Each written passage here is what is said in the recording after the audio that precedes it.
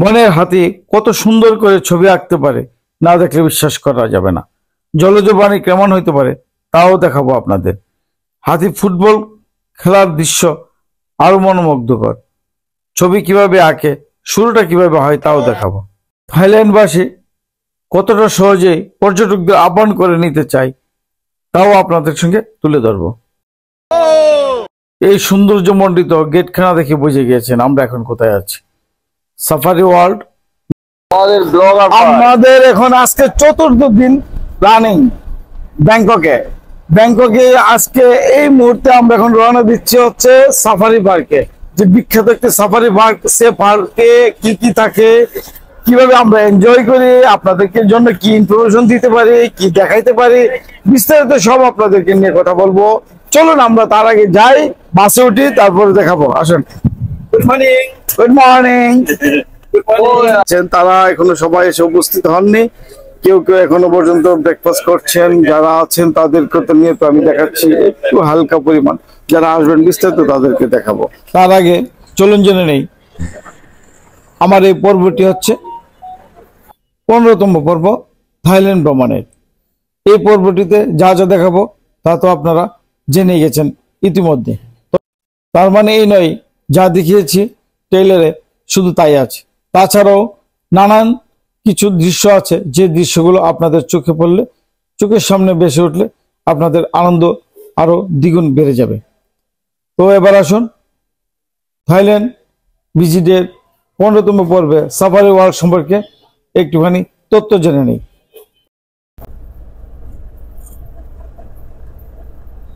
থাইল্যান্ডের প্রত্যেকটি রাস্তায় কার্পেটিং এ মোড়ানো, তার দুই ধারে নানান দৃশ্য ফুটে ওঠে।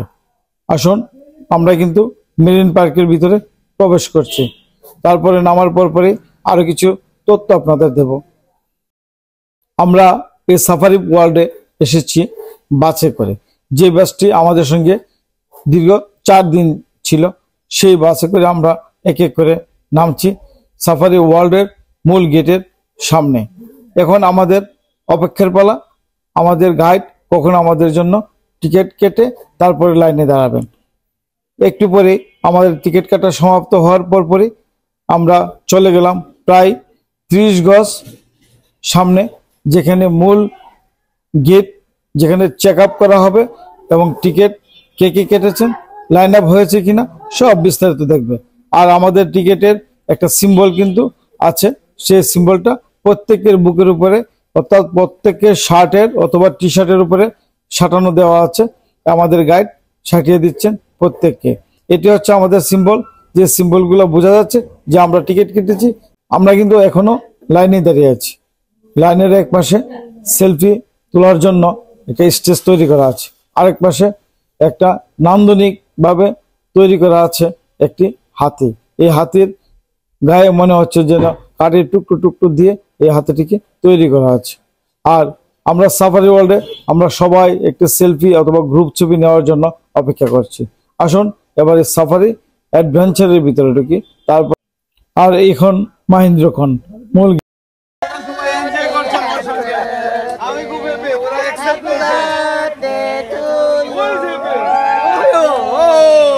একটা জিনিস নিশ্চয়ই খেয়াল করেছেন, তারা খুব আনন্দে আমাদেরকে অ্যাকসেপ্ট করেছে, কিন্তু তারা বারবার বলছিল হ্যাপি বার্থডে টু ইউ। আমি বুঝতে পারলাম না হ্যাপি বার্থডে কেন তারা বললো, এর কারণটা কি? কেউ যদি জানেন হয়তো কমেন্টস করে জানাতে পারেন। তার পাশাপাশি আরো একটি কাজ করতে পারেন, সেটা হচ্ছে আমার এই ভিডিওটুকু যদি ভালো লাগে তাহলে নিশ্চয়ই সাবস্ক্রাইব অথবা ফলো করে রাখবেন। পরবর্তী ভিডিও আপনি সহজেই পেয়ে যাবেন। আপনাদের আনন্দ দেওয়া হচ্ছে আমার মূল কাজ।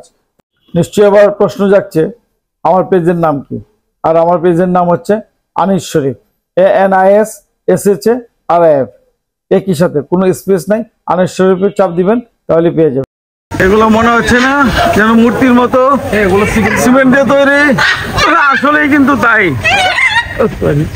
সাফারি ওয়ার্ল্ড হলো সাফারি ওয়ার্ল্ড পাবলিক লিমিটেড দ্বারা পরিচালিত।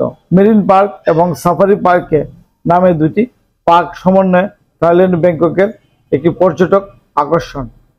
পার্কটি 1988 সালে খোলা চিড়িয়াখানার জন্য মোট 480 একর এবং পাখি পার্কের জন্য 180 একর এলাকা নিয়ে খোলা হয়েছিল।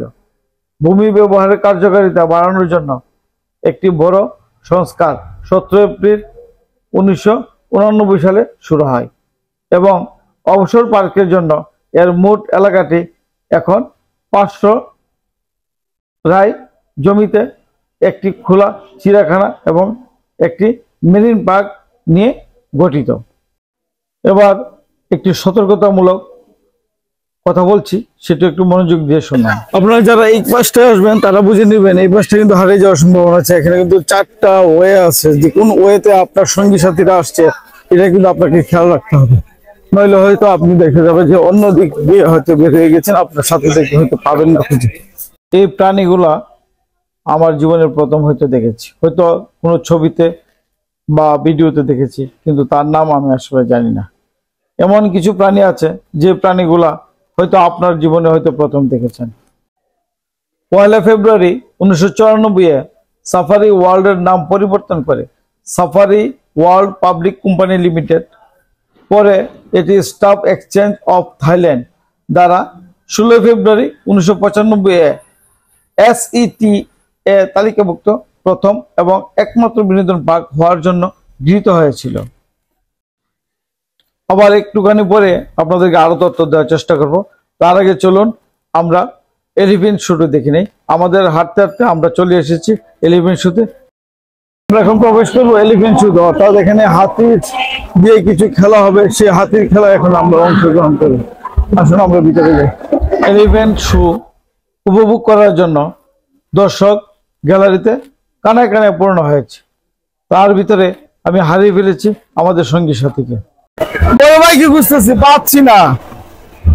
High, this is our elephant show.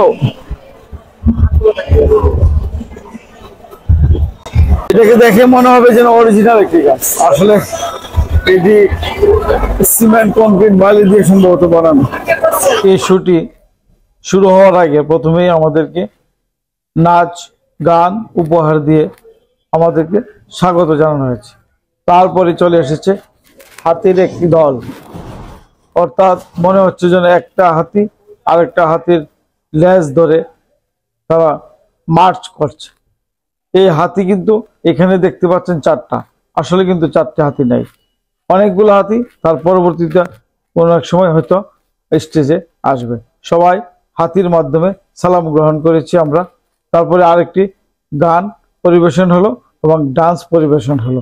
তারা এমনভাবে শুটিং তৈরি করেছে, একটা পারফর্মার যখন স্টেজে আছে তার গ্যাপে গ্যাপে এমনভাবে তারা নাচে গেনে ভরপুর করে রেখেছে, দর্শকদের মাতিয়ে রেখেছে, দর্শকরা যেন বুঝতেই না পারে একটুখানি পারফর্মাররা আসতে দেরি হচ্ছে।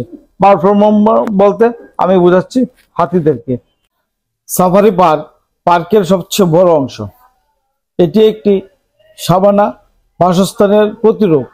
একটি 8 কিলোমিটার পার্কের মধ্যে 50 মিনিটের পথ। সাফারি পার্কে এশিয়ান এবং আফ্রিকান আনগুলেটের বড় পাল এবং একটি খুব বড় মুক্ত উড়ন্ত জল পাখির অভয়ারণ্য রয়েছে। প্রধান ড্রাইভ থ্রু এলাকায় তৃণভোজী প্রাণী বড় পাল থাকে। সেখানে একক প্রজাতির 100 জন পর্যন্ত মানুষ থাকে। এতক্ষণ আপনারা নিশ্চয়ই বুঝে গিয়েছেন এই ছবিটি কে এঁকেছে। আমি প্রথমেই বলেছিলাম হাতির সাহায্যে চিত্রকর কত সুন্দর করে মনোমুগ্ধর একটা দৃশ্য আঁকিয়ে নিয়েছেন। এটা আসলে কতটা ক্রেডিট এ হাতির, তার চেয়ে বড় ক্রেডিট যিনি হাতিকে শিখিয়েছেন তাকে দিতে হয়। তো তারপর পরে শুরু হলো হাতিদের দিয়ে ফুটবল খেলা, অর্থাৎ মনে হলো যেন বিশ্বকাপের ফুটবলের ট্রাইব্রেকার শটটি এই হাতি করেছে। সব হাতিগুলা দেখেন এক একটা পা দিয়ে এক একবার শুট করছে, প্রত্যেকটা পায়ের শুটেই কিন্তু লক্ষ্যবস্তু স্থির হয়ে আছে, ঠিক লক্ষ্যে পৌঁছতে পেরেছে। এই চমৎকার সিনারিটুকু হাতির মাধ্যমে আঁকা হয়েছে, এত চমৎকার, এত নিখুঁত ভাবে করা হয়েছে। এটা 1000 বাত বিক্রি করা হবে। যে নিতে চান এখানে যোগাযোগ করতে পারেন। 1000 বাত এটা প্রাইস। যদি কেউ নিতে চান তাহলে নিতে পারেন। এই কাপড়টা ভাবিয়ে রাখার মতো একটা জিনিস। বালতি থেকে পানি তুলে তার সুর দিয়ে দর্শক যারা আছেন তাদেরকে ভিজিয়ে দিয়ে শুভেচ্ছা জানাচ্ছে এবং এরই পাশাপাশি বুঝিয়ে দিচ্ছে তাদের যে শো ছিল আজকের শো এখানে সমাপ্ত হবার পালা। আমি কিন্তু সব দৃশ্য দেখাতে পারিনি, সব খেলা আপনাদের সামনে তুলে ধরতে পারিনি সময় স্বল্পতার জন্য। আর যা যা দেখেছি তা কেবলমাত্র সারমর্মগুলো দেখানোর চেষ্টা করে। প্রতিদিন এখানে 7টি করে শো হয়, যেমন dolphin show, spyway show, sunshine show এবং bird show, cowboy stand show, elephant show এবং সি লায়ন শো। তবে আজকের মতো এখানে সমাপ্ত করছি এই ভিডিওটুকু। আবার নতুন কোনো পর্বে আবার হাজির হবে। ততক্ষণ ভালো থাকবেন।